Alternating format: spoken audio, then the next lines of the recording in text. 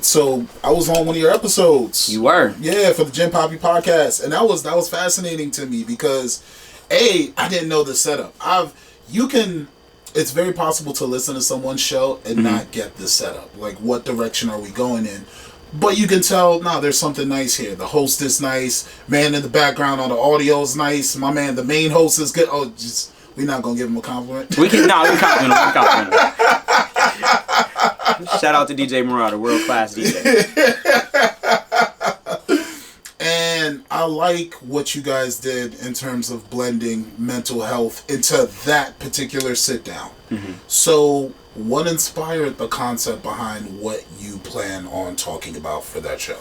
For that particular one? No, just in general. Just in general. So originally I started my podcast like everybody else, right? Mm-hmm. We was all in the house. We were sitting down. Originally the idea was like, I'm going to sit down with my friends. Mm-hmm. We're going to get drunk and just talk shit and have fun. Mm-hmm.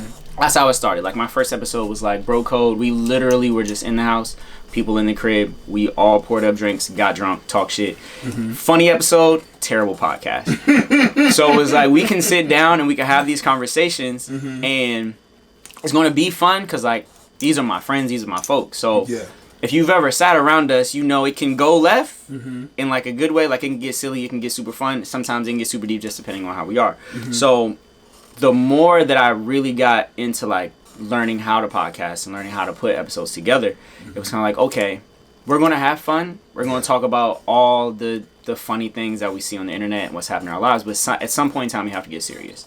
So you were the one who made that decision.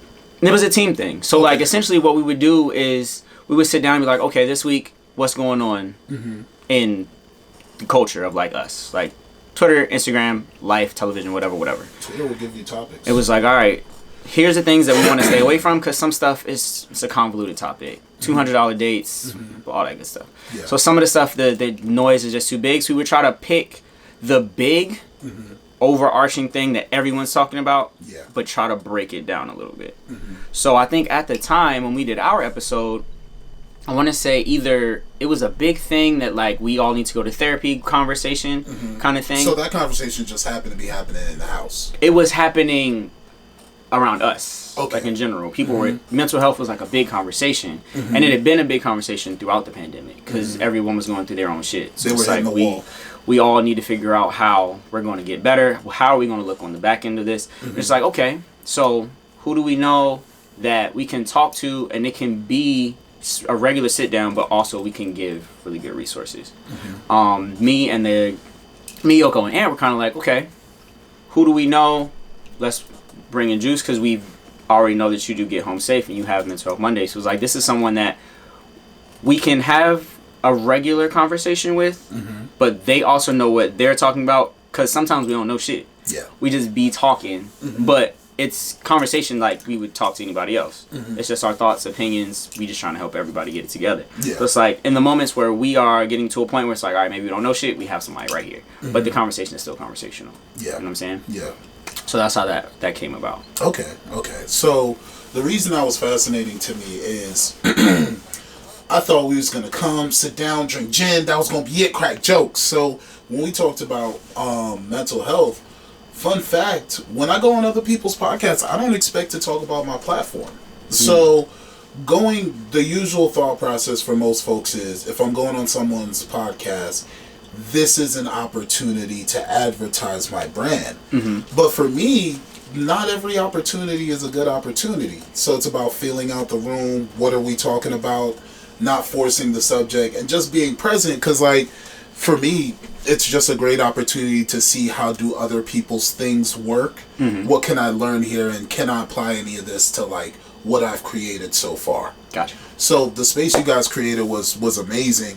And then also I think Marauder's story to me was one of the most important takeaways from that talk, because we hear a lot of success stories when it comes to therapy, but we don't hear enough this was a disappointing experience and I've tried multiple times with multiple people's stories. Yes. Because like I think that was probably the first time you heard me say therapy is like dating. So you're going to have to try until you find the right fit.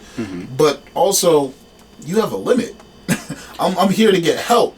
Yeah. So if I got to keep trying with different people and I'm not receiving the help, I'm not going to feel like I'm going to find the help that I need. For sure. So what are your thoughts on that when it comes to like therapy and getting the therapist? I think there is a level of therapy that we all need. Mm-hmm. There's a level of getting it off your chest, talking to somebody. Mm-hmm. And I think for a lot of us, we think that we should have the availability to just talk to those people around us. Yeah.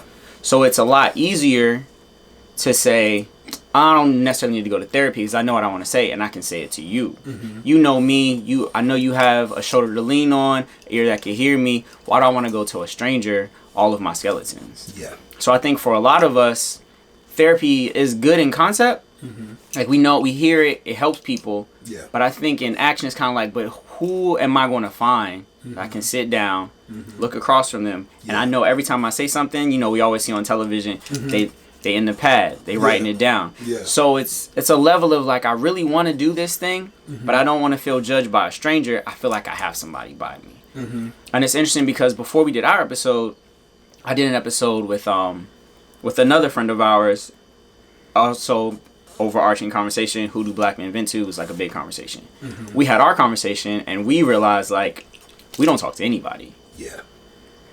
Not because we don't think that we can, just because we don't. Yeah. So I think for some people, it's very much like therapy could help if you don't want to put that burden on people's shoulders that are close to you. Yeah. Because some days they could be going through some shit. Mm-hmm. You going through something, I don't want to take all my bags off and put it on your shoulder, and now you're bogged down with my stuff. Now you got two bags. Now you got two bags. I got my bag off my shoulder, but now you holding both of our bags. Mm-hmm. And then the cycle kind of continues. So now you're going to take your two bags, you put it on somebody else, and now we're all down. So I think in the situation that Marauder was talking about, where you try and try and try, this might necessarily not be the avenue that you need to take. Mm-hmm. You can still very much work on your mental health and work on the things that you need to work on. Maybe therapy just isn't how you do it. Yeah. You know what I'm saying? There's more than one way to skin a cat. Mm-hmm. But I think for the most part, right now, everyone is pushing everyone to therapy. Mm-hmm. And I think that it is good that he at least tried to get in, find the person. Mm-hmm. But if it doesn't work for you or you can't find it, you can always take a step back. Mm-hmm.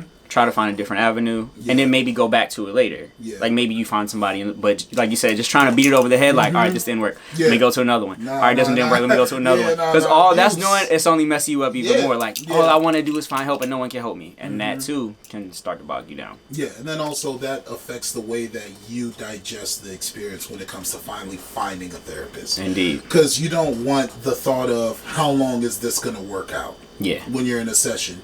You don't want the thought process of, okay, if I find someone and we work out and we break up, because that's how people feel now when they find the right therapist. How long is it going to take me to find someone who's another right match for me after going through the process of being single in these streets without a therapist? Yeah. You feel what I'm saying? So, like, and for that situation and that story itself, I'm probably going to put the link, if you guys got it on YouTube, I'm going to put the link in the bio for when this interview comes out.